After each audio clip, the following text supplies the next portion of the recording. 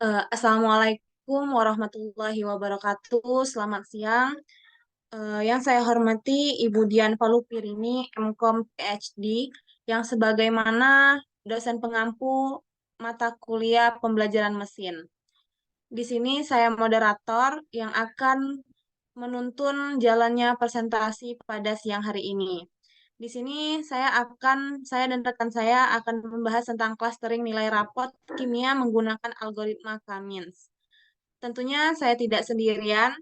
Perkenalkan kelompok kami yaitu yang pertama Luis Garcia, Nur Suudia, Lydia Nurhaliza, Henry Evandra, Tri Rahmadini, dan Fanya Tera Ardani.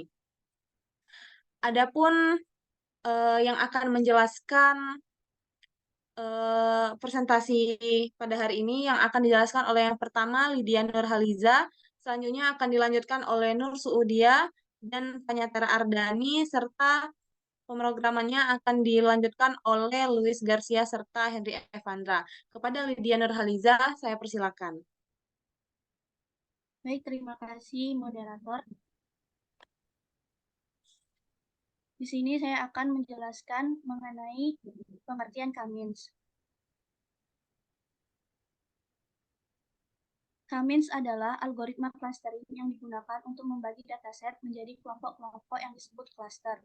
Algoritma ini mencoba untuk meminimalkan varians dalam cluster dengan cara menghitung pusat massa atau centroid cluster dan menetapkan setiap titik data ke cluster yang memiliki pusat terdekat. Next.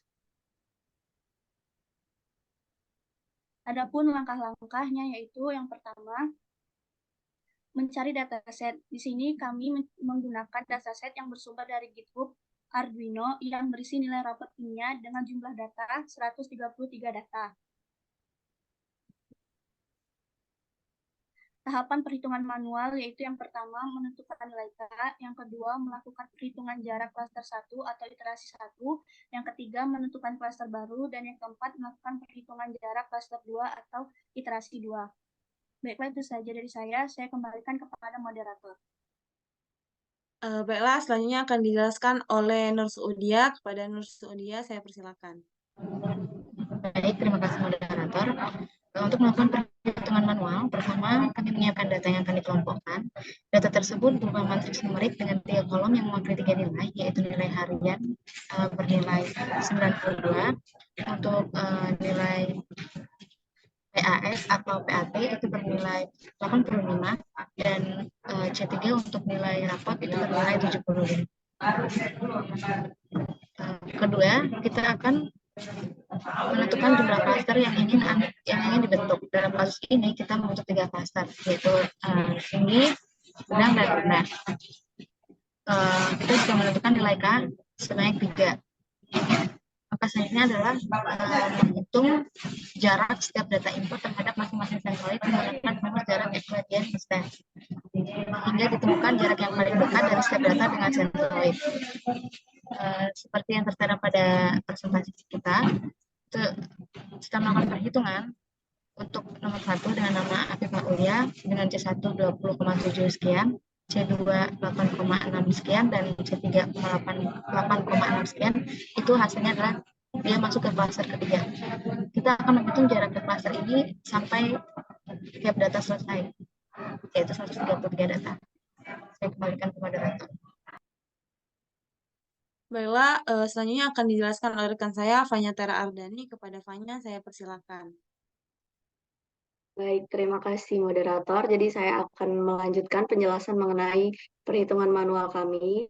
Jadi tadi setelah kita dapat perhitungan pada iterasi 1, kita akan menentukan 3 klaster baru. Seperti yang terlihat pada slide, di sini ada nilai untuk tiap-tiap klaster dan nilai untuk nilai harian, PAT, dan nilai rapot.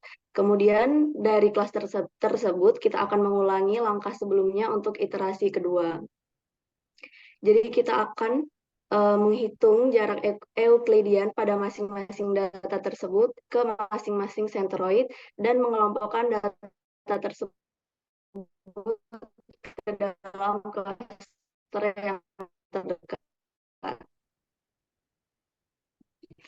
Boleh di next.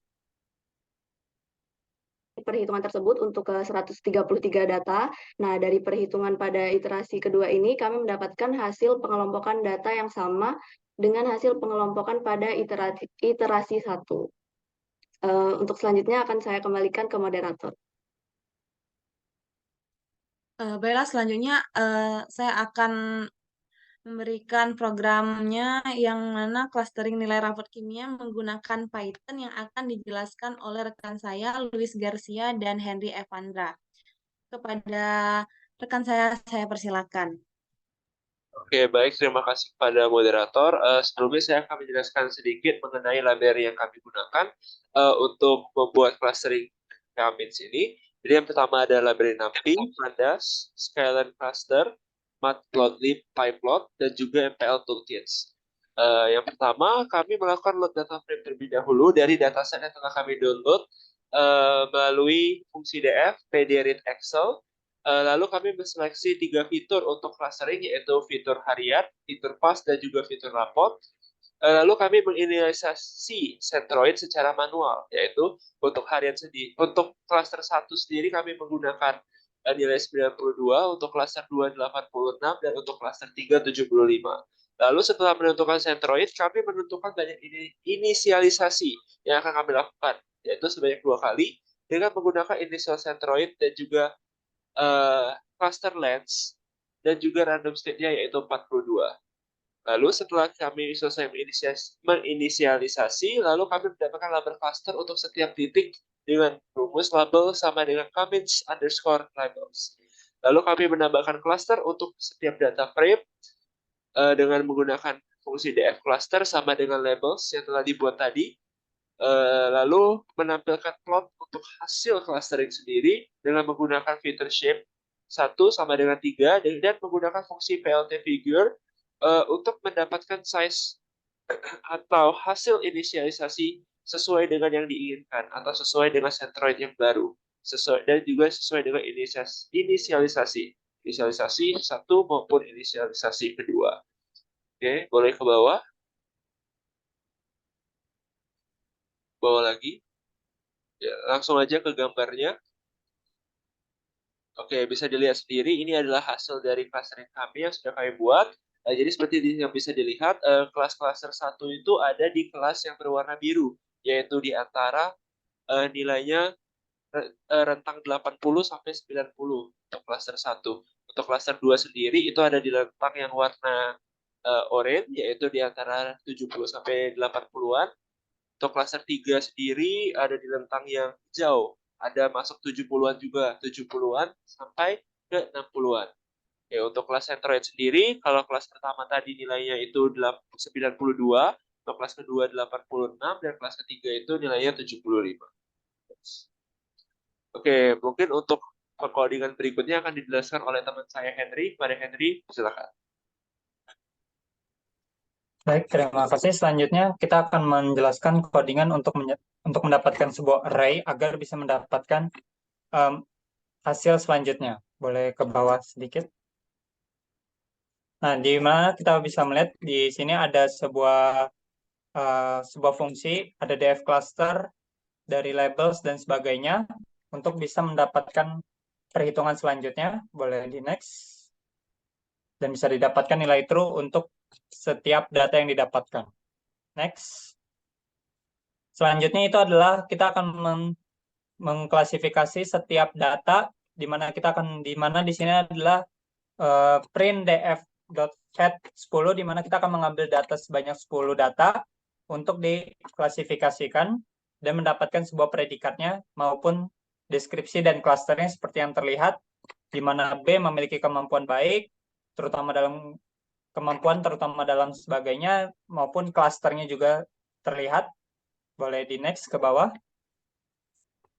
Dan yang terakhir adalah kita menampilkan data yang bersifat semuanya. Nanti akan ditampilkan datanya selanjutnya. Oke, sekian dari saya. Dikembalikan kepada moderator.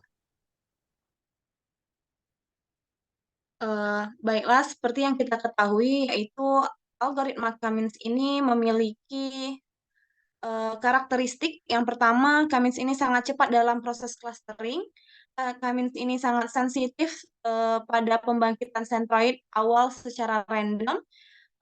Cummins ini juga memungkinkan suatu cluster tidak mempunyai anggota dan pada hasil clustering dengan Cummins ini bersifat unik.